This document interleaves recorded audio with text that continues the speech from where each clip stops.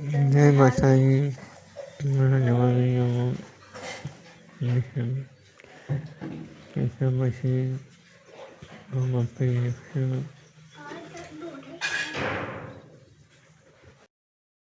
આ અમારું લહણ છે, લહણ ને બધું વાવ્યું છે. પછી ચોળી વાવી છે ને મરચો ડુંગળી ને બધું છે. પછી ડેટો છું તો બેસવા માટે બધું છે.